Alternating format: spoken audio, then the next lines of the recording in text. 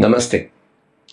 ताओ oracle के इस episode में आज हम बात कर रहे हैं सिक्स्थ हेक्साग्राम के बारे में, जो कि कहलाता है सुंग। आई चिंग, जिसे यी जिंग या परिवर्तनों की पुस्तक के रूप में भी जाना जाता है, चीनी संस्कृति में एक प्राचीन ज्योतिषीय और दार्शनिक संघ है। ये ग्रंथ 64 हेक्साग्राम या गुआ पर आधारित है, जो विभिन्न जीवन स्थितियों और उनके संभावित परिणामों का प्रतिनिधित्व करते हैं। प्रत्येक हेक्साग्राम 6 रेखाओं से बना होता है, जो या तो टूटी हुई यिन या पूरी यांग होती हैं। छठा हेक्साग्राम, जिसे संघर्ष या संघात कॉन्फ्लिक्ट के रूप में भी जाना जाता है, आकाश के ऊपर जल के संयोजन से बनता है। इस हेक्साग्राम का संदेश यह है कि जीवन में अच्छे इरादों और सद्भावना के साथ चलने वाले लोग भी कभी कभी विरोध और शत्रुता का सामना करते हैं। यह हेक्साग्राम उन स्थितियों को दर्शाता है जहां संघर्ष एक स्थिति बन जाता है, लेकिन साथ में वह यह भी सुझाव देता है कि समझौता और समझदारी से संघर्ष का समाधान संभव है। इस हेक्साग्राम का अर्थ यह है कि संघर्ष के समय में नई पहल और नई शुरुआत से बचना चाहिए। इसके बजाय अपने वर्तमान मान्यताओं और उन लोगों की मान्यताओं की सच्चाई की जांच करें जिसके साथ आप विवाद में हैं। एक निष्पक्ष और परिपक्व व्यक्ति से सलाह या साथ की तलाश करें। किसी भी बड़े निर्णय लेने से पहले सभी चीजों को ध्यान से विचार करें। समझौते का विकल्प विचार करें। भविष्य में संघर्ष को कम करने के लिए उन लोगों के साथ जिनके साथ आप रहते हैं और काम करते हैं, उनकी भूमिकाओं और जिम्मेदारियों को स्पष्ट करें। अगर हम इसको राइडर वेट के साथ कंपेयर करते हैं तो 5 ऑफ वॉन्ड्स जो कार्ड है वो इसके साथ जो है बहुत हद तक मैच होता है। टैरो कार्ड 5 ऑफ वॉन्ड्स और आई चिंग का 6वां हेक्साग्राम कॉन्फ्लिक्ट में कहीं समानताएं हैं जो उन्हें एक दूसरे के साथ मेल खाते हुए दिखाती है। 5 ऑफ वॉन्ड्स में संघर्ष और प्रतिस्पर्धा की भावना प्रमुख होती है। ये कार्ड आमतौर पर उन स्थितियों को दर्शाता है जहां व्यक्तियों के बीच मतभेद और प्रतिस्पर्धा होती है। इसी तरह ई चिंग का 64वां हेक्साग्राम भी संघर्ष और विरोध की स्थितियों को दर्शाता है, जहां व्यक्तियों के बीच टकराव होता है। दोनों 5 ऑफ वॉन्ड्स और कॉन्फ्लिक्ट हेक्साग्राम न केवल भारी संघर्षों को दर्शाते हैं, बल्कि आंतरिक संघर्षों को भी दर्शाते हैं, जैसे कि निर्णय लेने में कठिनाई या आत्मसंदेह। दोनों प्रतीकों में संघर्ष के समाधान के लिए संवाद और समझौते की आवश्यकता पर जोर दिया गया है। 5 ऑफ वॉन्ड्स में यह सुझाव दिया गया है कि संघर्ष को सकारात्मक रूप से हल करने के लिए सहयोग और समझौता महत्वपूर्ण है। इसी तरह कॉन्फ्लिक्ट हेक्साग्राम में भी संघर्षों को हल करने के लिए संवाद और समझौते की महत्वपूर्णता को बताया गया है। इस प्रकार दोनों 5 ऑफ वॉन्ड्स और कॉन्फ्लिक्ट हेक्साग्राम में संघर्ष और प्रतिस्पर्धा के विषयों के साथ साथ समाधान की दिशा में समानता है, जो उन्हें एक दूसरे के साथ मेल खाते हुए दिखाती है। तो ये था कंपैरिजन बिटवीन 5 ऑफ वॉन्ड्स और सुंग हेक्साग्राम का। आइए इसकी 6 लाइनों के बारे में बात करते हैं। पहली लाइन का सूत्र कहता है, if one does not perpetuate the affair there is a little gossip, in the end good fortune comes. पहली रेखा कहती है, यदि कोई मामले को जारी नहीं रखता है तो थोड़ी ही अफवाह होती है, अंत में अच्छा भाग्य आता है। इस रेखा का मूल सिद्धांत यह है कि जब कोई संघर्ष अपनी प्रारंभिक अवस्था में हो तो उससे पीछे हटना या उसे छोड़ देना सबसे अच्छा होता है, विशेष रूप से जब प्रतिद्वंदी का पक्ष अधिक शक्तिशाली हो। तब संघर्ष को हल करने का प्रयास करना बुद्धिमानी नहीं होती। हालांकि इससे कुछ अफवाहें या मतभेद पैदा हो सकते हैं, परंतु अंततः परिणाम अनुकूल ही होंगे, क्योंकि संघर्ष को बढ़ाने से बचाया गया है और शांति कायम की गई है। समय के साथ जब स्थिति अधिक अनुकूल हो जाएगी तो मुद्दे का ठीक ढंग से समाधान निकाला जा सकेगा।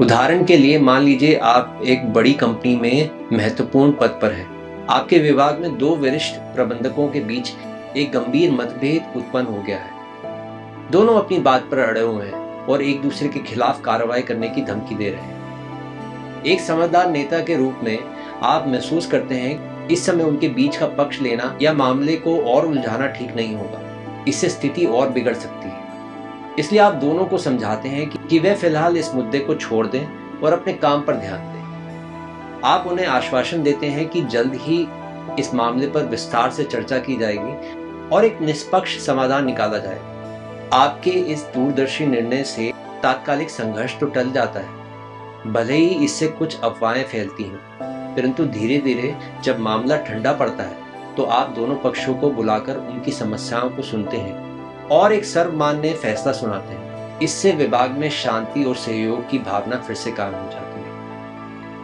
है। तो ये उदाहरण दर्शाता है कि कैसे एक बुद्धिमान व्यक्ति संघर्ष के प्राथमिक चरण में दूरदर्शिता दिखाकर उसे बढ़ने से रोक सकता है, भले ही उसे कुछ आलोचना अफवाहों का सामना करना पड़े, पर अंततः उसका निर्णय सही साबित होता है और संगठन में सौहार्द बना रहता है।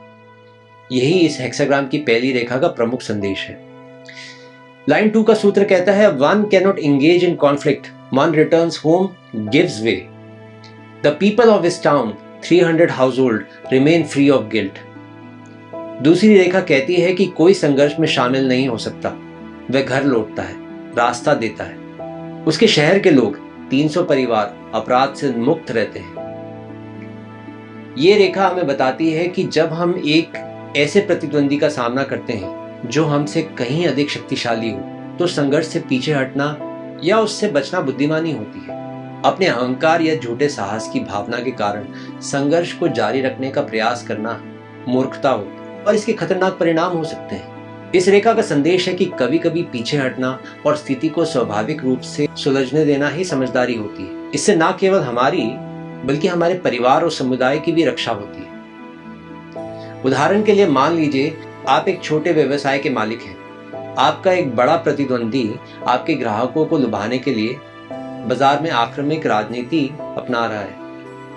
यह आर्थिक और राजनीतिक रूप से आपसे कहीं अधिक प्रभावशाली है। यहाँ अगर आप उसके साथ प्रतिस्पर्धा करने का प्रयास करते हैं तो आपका व्यवसाय नुकसान में जा सकता है।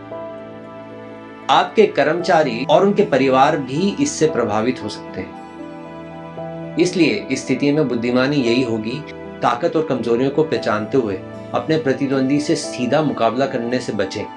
इसके बजाय आप अपने मौजूदा ग्राहक की सेवा पर ध्यान दें, अपनी गुणवत्ता में सुधार करें और धीरे धीरे नए अवसर तलाशें। समय के साथ परिस्थितियां अनुकूल होंगी और फिर से विस्तार कर सकते हैं, लेकिन फिलहाल संघर्ष से दूर रहना और अपनी ऊर्जा को सकारात्मक दिशा में लगाना ही समझदारी है। यही इस रेखा का मुख्य संदेश है। लाइन 3 का सूत्र है, to nourish yourself on ancient virtue induces perseverance, danger in the end good fortune comes, if by chance you are in the service of a king seek not works. छठे हेक्साग्राम की तीसरी रेखा कहती है, प्राचीन सद्गुण पर पोषण करने से दृढ़ता आती है, खतरा होता है, अंत में अच्छा भाग्य आता है। यदि संयोग से आप किसी राजा की सेवा में हैं तो कार्य ना ढूंढें। ये रेखा हमें बताती है कि संघर्ष के समय में हमें अपने सद्गुणों और मूल्यों पर दृढ़ रहना चाहिए। भले ही हमें कुछ जोखिम या कठिनाई का सामना करना पड़े, लेकिन अंततः यही हमें सफलता और सौभाग्य की ओर ले जाएगा। साथ ही ये रेखा हमें चेतावनी देती है कि अगर हम किसी शक्तिशाली व्यक्ति या संस्था के अधीन काम कर रहे हैं तो हमें अपनी महत्वाकांक्षा या प्रतिष्ठा के लिए संघर्ष करना चाहिए। इससे हमारी स्थिति और भी जटिल हो सकती है। उदाहरण के लिए मान लीजिए आप एक राजनीतिक पार्टी के सदस्य हैं और आगामी चुनावों में खड़े होने की तैयारी कर रहे हैं। आपका विरोधी उम्मीदवार आपके खिलाफ एक गंदा अभियान चला रहा है, जिससे वह आपके चरित्र और योग्यता पर सवाल उठा रहा है। वह जनता को भ्रमित करने के लिए झूठ और अफवाहों का सहारा ले रहा है। इस स्थिति में आप भी अपने विरोधी के खिलाफ एक आक्रामक और नकारात्मक अभियान चलाने के लिए उकसाए जा सकते हैं। लेकिन ये हेक्साग्राम की तीसरी रेखा आपको सलाह देती है कि आपको अपने सद्गुणों और सिद्धांतों पर अडिग रहना चाहिए। आपको अपने विरोधी के स्तर तक नहीं गिरना चाहिए, बल्कि अपने मुद्दों और विजन पर ध्यान करना चाहिए। आपको ईमानदारी, पारदर्शिता और सकारात्मकता के मार्ग पर चलना चाहिए। भले ही इसका मतलब हो कि आपको कुछ राजनीतिक जोखिम उठाने पड़े। शुरुआत में आपका रास्ता कठिन हो सकता है और आप कुछ समर्थन भी खो सकते हैं, लेकिन समय के साथ जनता आपकी सच्चाई और निष्ठा को पहचानेगी और आपका सम्मान करेगी। आपका सद्गुणों पर अटल रहना अंततः आपको सफलता और सौभाग्य दिखाएगा। ये उदाहरण भी हमें यही दिखाता है कि संघर्ष के समय में भी हमें अपने मूल्यों से समझौता नहीं करना चाहिए। भले ही परिस्थितियां प्रतिकूल हों, लेकिन हमें वही करना चाहिए जो सही है। यही हमारी अपनी ताकत और चरित्र को दर्शाता है और अंततः यही हमें जीत की ओर ले जाता है। चौथी लाइन का सूत्र कहता है, one can not engage in conflict, one turns back and submits to fate, changes one attitude and find peace in perseverance, good fortune. कोई संघर्ष में शामिल नहीं हो सकता, वह पीछे मुड़ता है और भाग्य के सामने झुकता है, अपना रवैया बदलता है और दृढ़ता में शांति पाता है। अच्छा भाग्य। ये रेखा एक ऐसे व्यक्ति का वर्णन करती है जिसका आंतरिक रवैया पहले शांति से रहित होता है। वह अपनी स्थिति से संतुष्ट नहीं होता और संघर्ष के माध्यम से इसे सुधारना चाहता है, लेकिन वह महसूस करता है कि वह लड़ाई जारी नहीं रख सकता क्योंकि सही उसके पक्ष में नहीं है, इसलिए वह पीछे मुड़ता है, अपने भाग्य को स्वीकार करता है और अपना मन बदलता है। ये रेखा हमें सिखाती है कि कभी कभी हमें अपनी इच्छाओं और महत्वाकांक्षाओं को छोड़ना पड़ता है, भले ही वह न्याय संगत लगे। जब हम अपने आप को शाश्वत कानून के साथ संरेखित करते हैं और स्थिति को स्वीकार करते हैं तो हम स्थायी शांति और संतोष पा सकते हैं। उदाहरण के लिए मान लीजिए आप एक युवा उद्यमी हैं और आपने हाल ही में एक नया व्यवसाय शुरू किया है। आप अपने उत्पाद को बाजार में लाने और तेजी से विकास करने के लिए उत्सुक हैं। आपने इस उद्देश्य के लिए भारी निवेश किया है और आपको अपनी सफलता का पूरा विश्वास है। हालांकि कुछ समय बाद आप महसूस करते हैं कि चीजें उम्मीद के मुताबिक नहीं चल रही। आपका उत्पाद ग्राहकों को आकर्षित नहीं कर रहा और आपको लगातार नकारात्मक प्रतिक्रिया मिल रही है। आप और अधिक प्रयास करते हैं, आप रणनीति में बदलाव करते हैं, लेकिन फिर भी परिणाम निराशाजनक होते हैं। एक बिंदु पर आप महसूस करते हैं कि शायद आपका उत्पाद वास्तव में बाजार की जरूरतों को पूरा नहीं करता और ये भी महसूस करते हैं कि आपने जल्दबाजी में और बिना पर्याप्त शोध के व्यवसाय शुरू किया था। अब आप एक कठिन संघर्ष में फंसे हुए हैं जिसमें आपकी सारी पूंजी और प्रतिष्ठा दांव पर लगी हुई है। यहाँ हेक्साग्राम की चौथी रेखा आपको सलाह देती है कि संघर्ष जारी रखने की बजाय आपको पीछे हटने और स्थिति का आकलन करने की आवश्यकता है। आपको अपने अहंकार को एक तरफ रखना होगा और ये स्वीकार करना होगा कि शायद आपका दृष्टिकोण दोषपूर्ण था। इसका मतलब ये नहीं है कि आप पूरी तरह से हार मान लें, बल्कि आप एक कदम पीछे हटें और गलतियों से सीखें और एक नई रणनीति बनाएं। आप अपने ग्राहकों की आवश्यकताओं पर फिर से ध्यान केंद्रित करते हैं, अपने उत्साह में सुधार करते हैं और एक अधिक टिकाऊ विकास योजना के साथ आगे बढ़ते हैं। ये परिवर्तन आसान नहीं हो और इसमें समय लगेगा, लेकिन अपने स्वयं में बदलाव और धैर्य के साथ आप अंततः सफलता और संतोष प्राप्त कर सकते हैं। यह उदाहरण हमें दिखाता है कि कभी कभी हमें अपने विचारों और दृष्टिकोण को बदलने की आवश्यकता है, खासकर जब हम एक कठिन संघर्ष का सामना कर रहे होते हैं। पांचवी लाइन का सूत्र है, to contend before him bring supreme good fortune. उसके सामने विवाद करने से सर्वोच्च सौभाग्य मिलता है। ये रेखा एक संघर्ष में एक मध्यस्थ या निर्णायक व्यक्ति का वर्णन करती है जो शक्तिशाली और न्यायपूर्ण है और सही पक्ष और वजन देने के लिए पर्याप्त मजबूत है। यदि कोई व्यक्ति सही है और न्याय की ओर है तो वह इस माध्यम के सामने अपना पक्ष रखकर महान सौभाग्य प्राप्त कर सकता है। दूसरे शब्दों में ये रेखा हमें बताती है कि जब हम किसी संघर्ष या विवाद में फंसे हों तो हमें एक निष्पक्ष और विवेकपूर्ण व्यक्ति की सलाह लेनी चाहिए। यह व्यक्ति हमारी स्थिति को समझने और सही निर्णय लेने में सक्षम होना चाहिए।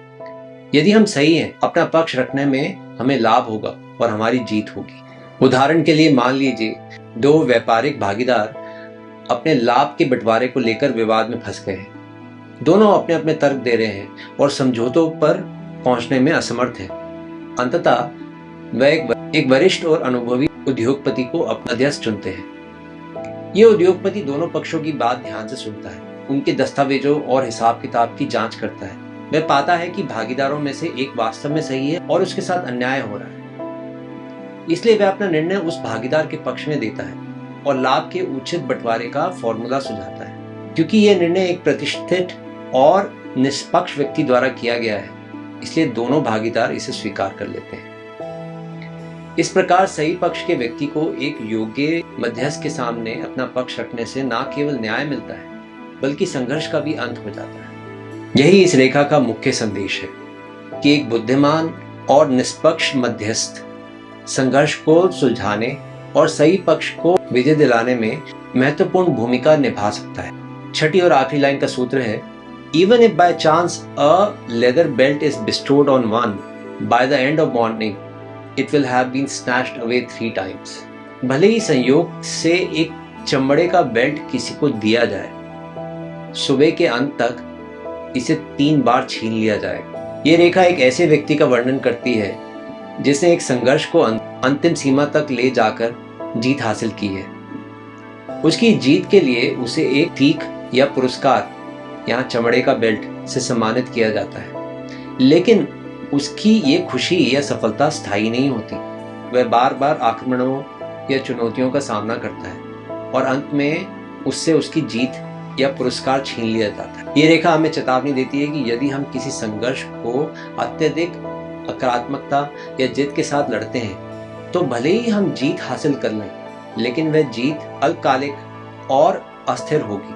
हमारा ये रवैया हमें नए संघर्षों और शत्रुओं को जन्म दे सकता है और अंततः हमें अपने मेहनत के फल से वंचित कर सकता है। उदाहरण के लिए मान लीजिए 2 पड़ोसी एक छोटी सी जमीन के टुकड़े को लेकर विवाद में उलझ गए हैं। दोनों का दावा है कि वह जमीन उनकी है। एक पड़ोसी दूसरे पर हावी होने के लिए हर तरकीब अपनाता है। वह अदालत में मुकदमा दायर करता है, झूठे गवाह पेश करता है और यहाँ तक कि धमकी और हिंसा का भी सहारा लेता है।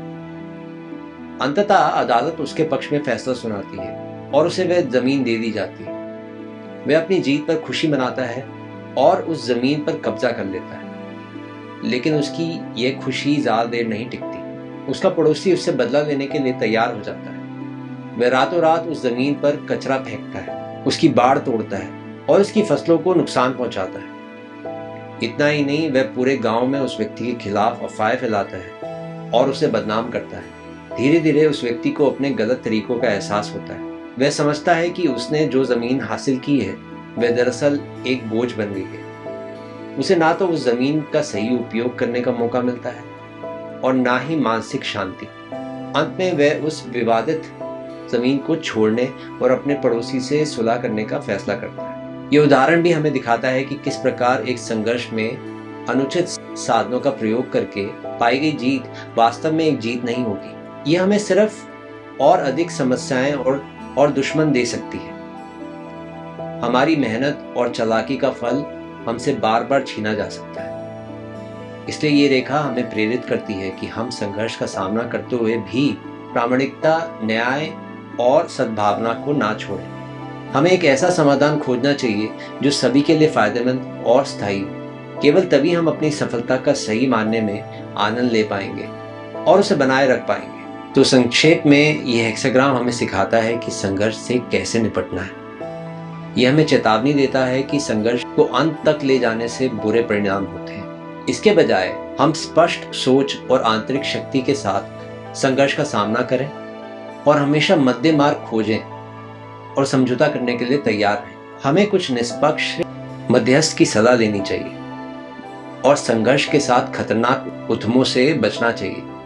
यदि हम इन सिद्धांतों का पालन करते हैं तो हम संघर्ष के माध्यम से नेविगेट कर सकते हैं और अंततः सफलता और शांति प्राप्त कर सकते हैं। तो इस वीडियो का मैं यहीं अंत करता हूँ। Thank you so much for watching.